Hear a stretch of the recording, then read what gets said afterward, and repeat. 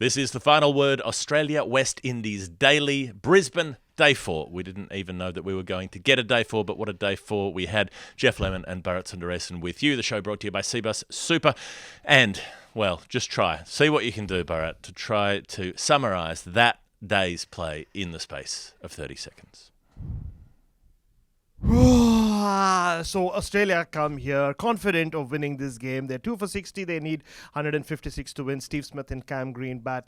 They bat normally. Steve Smith looks good. Cam Green looks good. Shamar Joseph not supposed to be at the ground, sitting topless with just his hat on, waiting for his shirt to come because he's left it behind.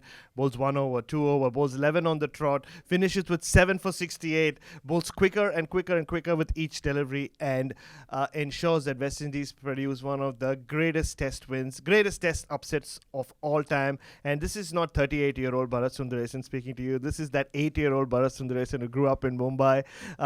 So excited. All he ever wanted was West Indies to win. And honestly, Geoff, you've seen me in many cricket press boxes over the years. You've never seen me jumping up and down and slamming the desk. Well, that's what happened today when that last wicket fell.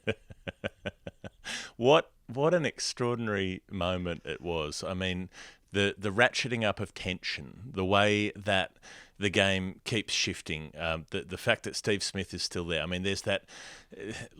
We can try to take people through the journey of the day. So the 2 wickets that had gone the previous evening, Usman Khawaja, Manas Labuschagne gone. Green and Smith, they're batting on. They're looking pretty comfortable. 113 for 2, and then it's the introduction of Shamar Joseph, who you'll read the story 1,000 times over the next 24 hours about how his foot had been smashed by Mitchell Starc the previous evening. He'd had to retire hurt while batting. He thought his toe was broken. He went to hospital. He woke up in the morning in agony thinking that there was no way he'd be able to bowl. They somehow gave him the jabs, gave him the pep talks, and G'd him up to decide that he could come out there and have one spell and see how it went. And my goodness, how did it go? Suddenly he rips out the entire Australian middle order. Green, off the back of the elbow, plays it on, and it's that vicious bounce that Shamar Joseph gets that disrupts Green's stumps. Travis Head, golden duck, second time in the match, the in-swinging Yorker from around the wicket. Carey, a similar dismissal that he bowled so well to the left-handers, and Marsh with where Joseph stands up the seam and the ball takes the edge to slip.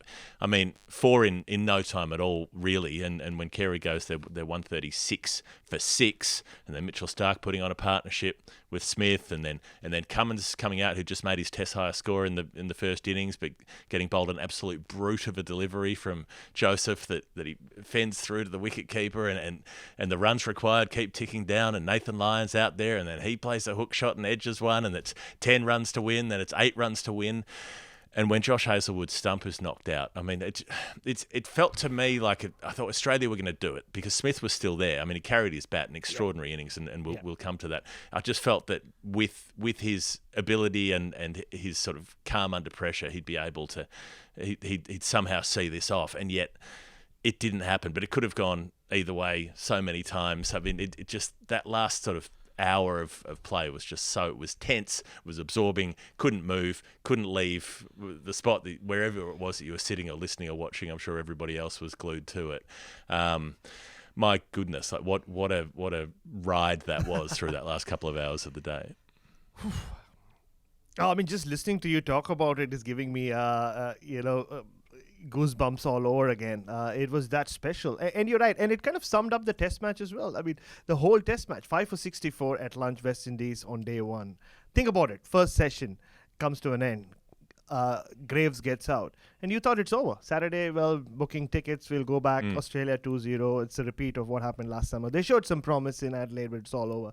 Then that partnership. And then Australia lose 4 for 24. They come back. And then West Indies looked good yesterday on 37 degrees. In that kind of heat, Australia bowled them out. And then from nowhere, they lose 2 wickets. And just after Shamar Joseph limps off. So West Indies aren't bowled out technically, but they lose Shamar Joseph. And like you said, he's not supposed to come to the ground. He comes to the ground. But I don't think I'm going to keep this for the Hall of Fame. But this was the most remarkable part of it. He said this in the press conference. Because he's not expecting to come. He's not expecting to play. The doctor just calls him and says, "Come, I have something for you." he doesn't bring his stop. So he just comes like he's coming here to support his team. So suddenly Craig Brathwaite's like, no, you're playing. We need you there. So like he described, he's sitting topless with just his maroon cap and his shoes on and nothing else. So I'm sure he had some underpants on. So he's just sitting there nearly naked with the maroon cap and the shoes, waiting for his clothes to arrive. And Dario, the media manager, arrives. Like, there's so many elements to the story. Like, I mean, the fact that he's doing this in his second test match and he takes 7 wickets while bowling with a broken or nearly broken toe, bowls 11 overs straight across or on either side of the break. But he bowled 10 overs before the break, so that was remarkable. He's limping in between overs, but every time he has a ball in his hand, he's bowling quicker and quicker. I mean, that is remarkable in itself. But the fact that he was sat there just before that in his cap and not wearing anything else because he didn't bring his clothes just adds that other layer to it. But you're right. I mean, especially when I feared as a West Indian fan, to be honest, I suddenly became that child again, like I said, was when Mitchell Starc came and started taking the attack to them. Because the 4 wickets fell pretty in quick succession. Cameron Green, obviously Head fell the next ball. Mitch Marsh didn't hang around for too long, and Alex Carey didn't hang around for too long either. And Mitch Starc actually took the attack, did the right thing. Because Joseph kept attacking the stumps, he thought, okay, he's bowling full. He made the most of the length, kept hitting him straight down the ground. But then his wicket was a big blow, because suddenly now you realize that the runs had to come from Steve Smith, because, Pat Cummins plays his own way, takes a while to get going. And look, that's where I think the game really turned. The Starc wicket for me was big, but still Steve Smith keeps him in the game. And what about that shot, like, he plays the ramp lying down of Alzari Joseph for 6. That's what brings it to 10 needed. And I think the one, like, every time he gave 2 balls to Josh Hazlewood against Shamar Joseph, I think as an Australian fan, you were like, ugh, is he taking a bit of a risk? And he said that himself, Steve Smith, when he spoke to the radio. And you just knew that stump was, and you just knew it had to be Shamar Joseph who would knock the stump out.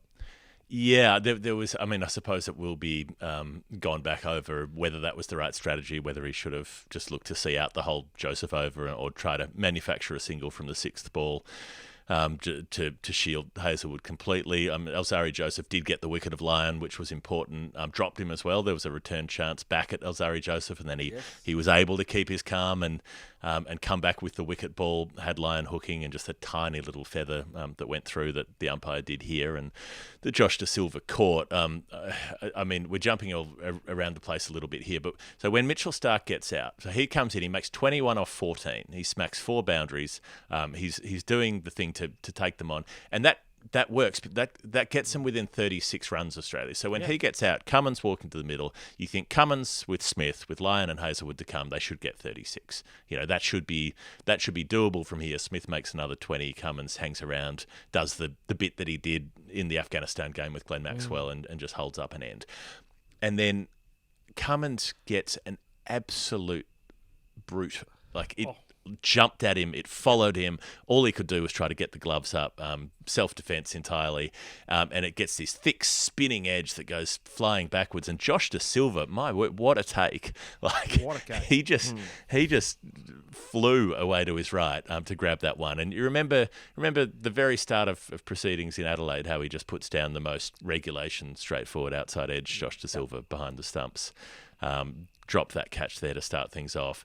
The fact that he's the one to take that catch with such a high degree of difficulty and such a lot of pressure on him, that stands out.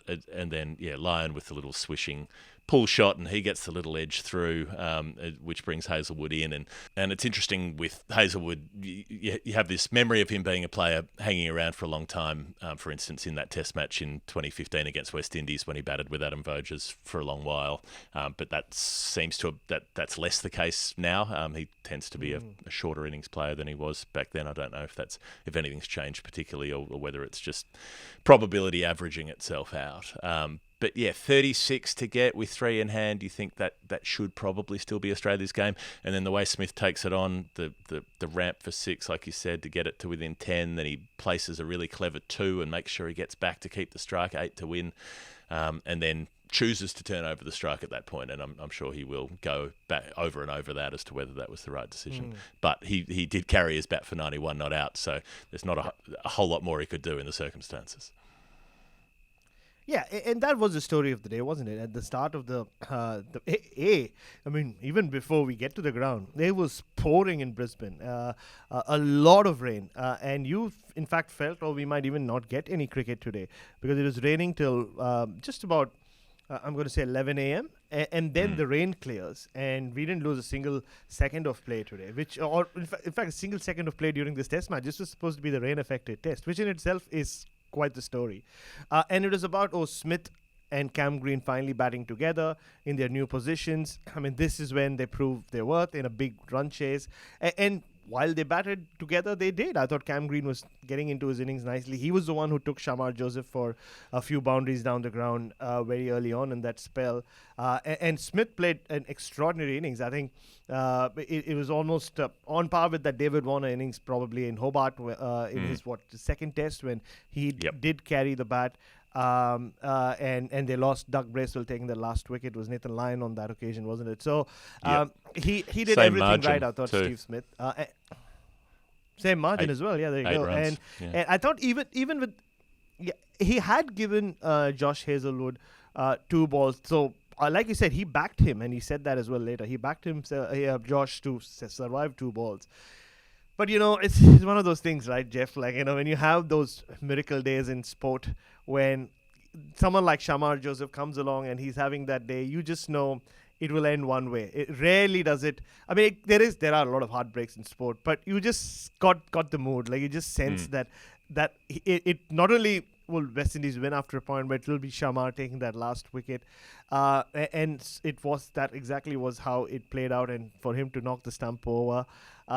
He didn't get. I thought the even dreamier finish would be if he got Steve Smith out. Don't forget, he was his idol. Got him out of his first ball in Test cricket last week. But that wasn't to be. But Steve Smith was there to witness it all, and just everything about his spell. But credit to Craig Brathwaite as well. I thought he used some very smart fields when Lyon and even Pat Cummins were batting. He had the third very fine, and also the gully slightly deep, so that they don't get those runs, especially Pat Cummins. Most of his runs came in that direction in the first inning. So as good, as wonderful as Shamar Joseph's bowling was, I thought Craig Brathwaite captained the side really, really well. He kept believing. Because Shamar said, I won't give the ball to you, I'm going to bowl from one end, that allowed him to use, to start with Kemar Roach and then Azari. But it's again, when you see a victory like that, there will be one big hero. Like, go back to the Gabba 3 years ago when it was Rishabh Pant. But then as you kind of peel the layers of the onion further, more heroes emerge, right? Joshua De Silva taking that catch. Last evening, Justin Graves coming on to bowl right after Usman Khawaja has got out, when you thought, Shamar Joseph's not there, and he gets rid of Manas Labuschagne. Imagine if Australia were just 1 down today. That wicket came from nowhere. So I think a lot of heroes will keep emerging as we kind of revisit this test match, and I'm sure we will, not just people who are here, but just everyone in world cricket and every fan of cricket will. Well, I think look as well at the West Indies batting in the second innings, when you've got this batting lineup that's been absolutely monstered by the Australian quicks, but Athanase, who's had a horrible tour, manages to make 35. Kavem Hodge makes another 29. Graves makes 33. Mackenzie makes 41. They're not huge scores, but they all contribute to just getting them enough of a lead that they've got enough to bowl at, that they end up being able to defend, compared to the way that they were run through in Adelaide, for instance, where Mackenzie made a 50 and then the rest was pretty much tissue paper. So that was extraordinary.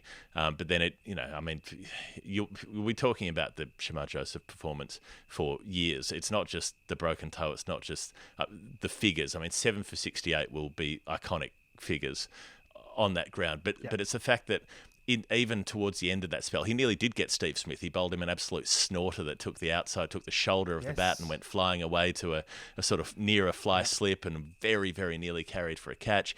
He bowled a bouncer to Smith at one point that was clocked at over 146 k's an hour. This is a guy with a extremely painful foot, where every time he's planting his foot, he must be in agony, or it's completely numb. To be able to do that, to be able to produce that performance and turn it on, and the fact that he was smashed around as well, I mean, it's almost Hall of Fame worthy. But at one point, after 7 overs, He's got 5, but he's also gone for 51 runs. He's got 5 for 51 off 7. Yeah. So he's going at about, what's that, 42 balls. So close enough to 9 and over. 7 and he's over, picked yeah. up 5 wickets on the journey. It's just an extraordinary thing. And we'll keep coming back to it, I'm sure. That 7 for 68 will be talked about in the great West Indies spells, the great spells bowled at the Gabba and so on.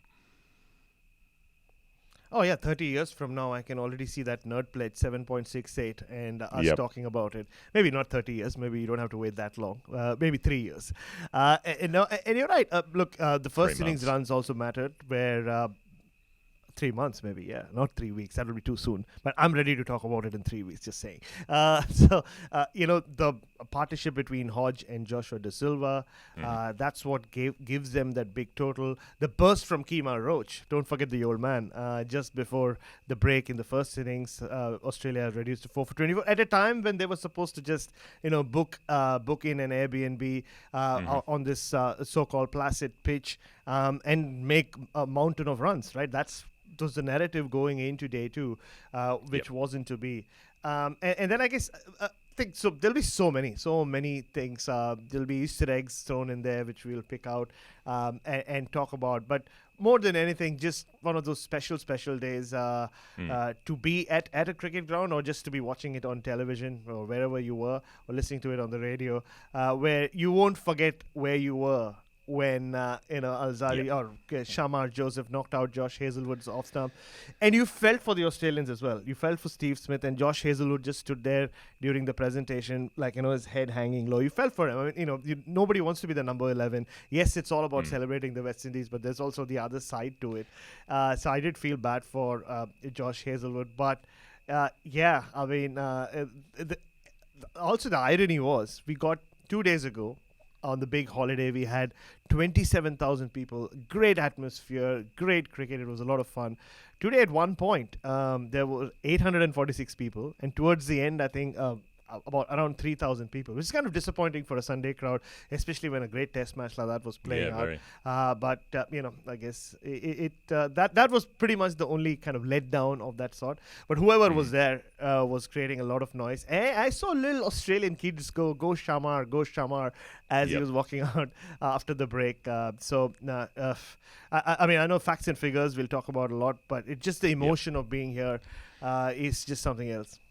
Yeah, and we'll talk on the weekly show about the Australian side in this as well, where there's a fair bit of brittleness to the Australian batting at the moment. They seem like a good bowling side, but there's a lot of needing to dig themselves out of holes as a batting side, and that just didn't come off this time around. But it's really a West Indies celebration today.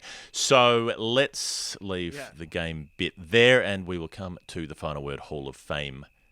The Hall of Fame. The most final word moment of the day, brought to you by CBUS Super, cbussuper.com.au. If you want to sort out your superannuation and make sure that all of your different disparate funds, sometimes you work different jobs and you've got different bits of super here and there, they can roll it all together for you. And they've got over 900,000 members. And the really good bit is that there's no profit motive. There's no shareholders. There's nobody who needs a payout. And so they're able to keep their fees as low as they can and manage the fund for members by members. So check out CBUS. Punch that into your search machine if you need to sort out your superannuation.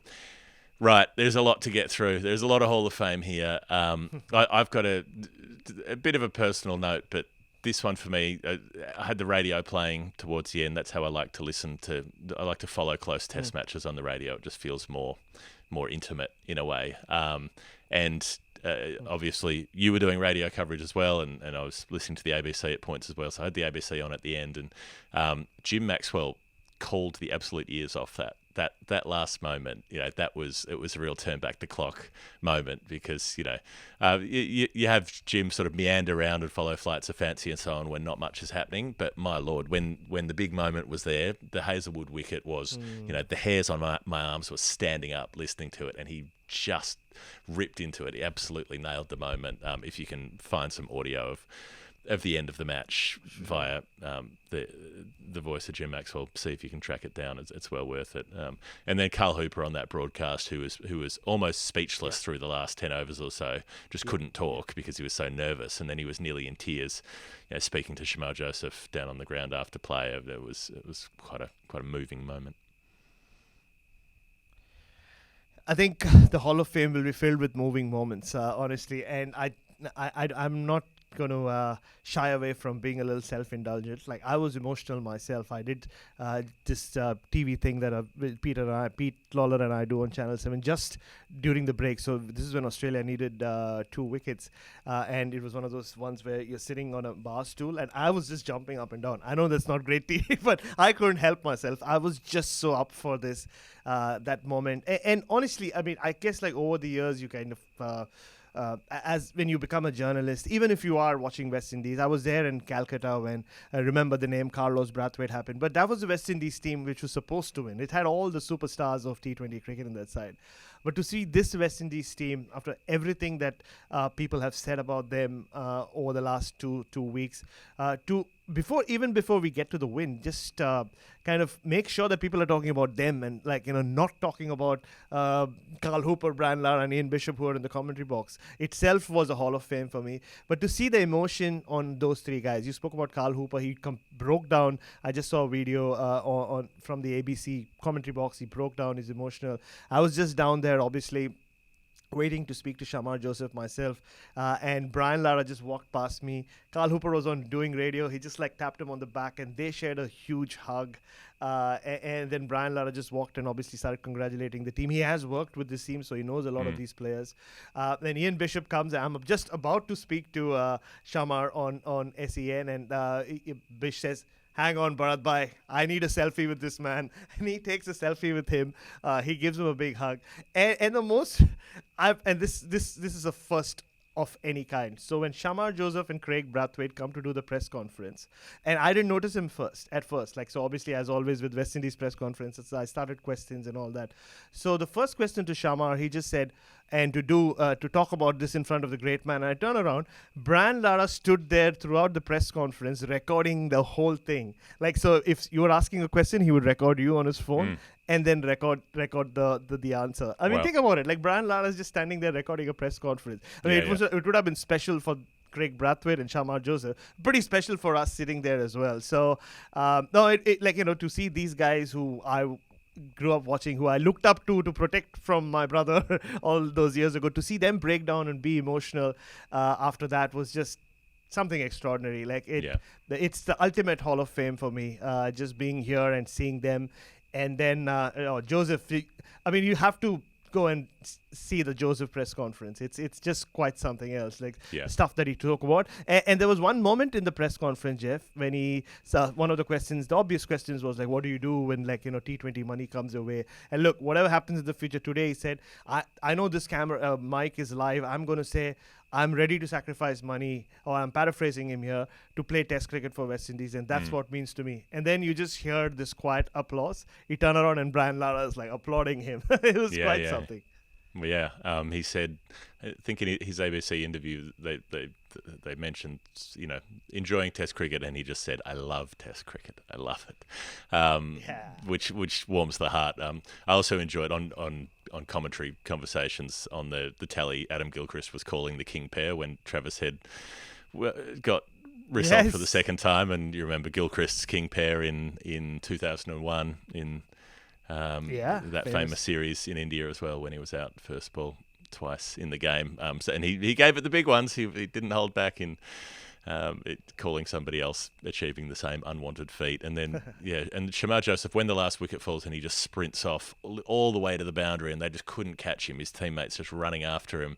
And when they finally caught him at the boundary, Coke McKenzie jumps on his back. I'm not sure that's what you want when you've got a broken toe, is to have to piggyback other players around. But that was the level of excitement. So, look, an extraordinary upset, a turning over of this team at home. And I mean, the Gabba, it's interesting now, all of that hype about Australia not losing there for 30 years. And then India knock them over. South Africa nearly looked like they were going to knock Australia over a number of times up there in that absurd 2-day test, and now West Indies have done the same. So congratulations to them. It's a huge achievement, and I hope that there's a lot of celebration going on across the Caribbean tonight. Anything else from you before we go?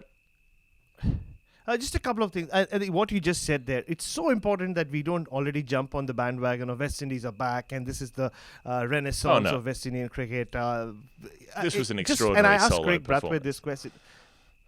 Absolutely. So let's celebrate it. Let's enjoy it, and not just once, but over and over again. But again, on a personal note, how much have I mentioned the name Shamar Joseph to you in the last 3 weeks? But it just, I have to go back to that moment when we are in Rundle Mall and he's wearing his West Indian gear, looking at him going, nobody's even stopping him. Nobody's just like even giving him a second look. And today to just see him after everything was over. Yes, there's one thing post taking of these West Indian greats coming and taking a picture with him. But you just stood, all the people who did show up today were there to take a picture with Shamar Joseph. Like how your life can turn around, again, not just in the space of 13 months, but in the space of 2 weeks. It's a lesson for everyone. A remarkable test match, a remarkable day, and a pleasure to talk through it all with you at Stumps. Bharat Sundaresan, thanks for running the show from Brisbane during this test match. I'm Geoff Lemon. That has been The Final Word Australia West Indies Daily. That series is done. The England-India series is still going on. We'll have daily shows from that with Adam Collins and Cameron Ponsonby as well. Okay, patreon.com/thefinalword if you like what we do, and CBUS Super if you want to sort out your retirement situation. That's it. That's enough from us. We'll see you next time.